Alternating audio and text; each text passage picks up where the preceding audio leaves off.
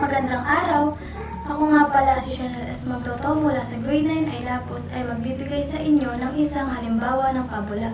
Ano nga ba ang pabula? Ang pabula ay isang panitikan na gumagamit ng mga hayop bilang tauhan kung saan kumikilos at nagsasalita sila na para bang mga tao.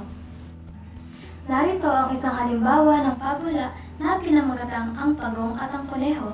Handa na ba kayo? Isang araw, may isang pagong na mabagal na naglalakad sa kagubatan. Nang maabutan siya ng tumatalon na kuneho. "Tumabig ka, mabagal na pagong, at ako'y dumadaan," sabi ng kuneho.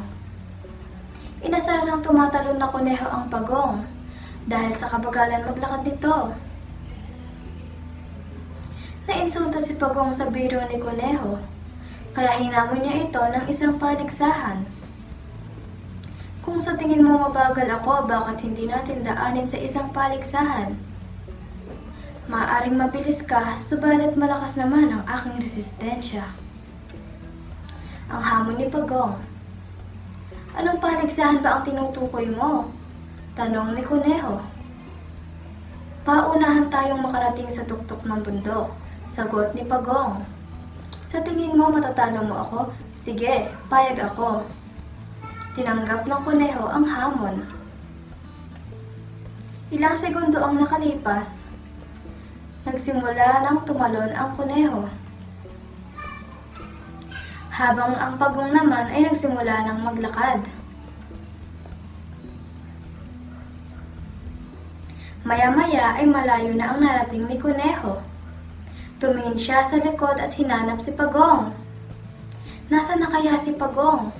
Mukhang malayo pa siya at hindi niya ako maaabutan, kaya magpapahinga muna ako. Humiga ang kuneho sa tabi ng puno at nagpahinga muna. Habang si pagong naman ay patuloy pa ring naglalakad. Hanggang sa madaanan niya ang natutulog na kuneho.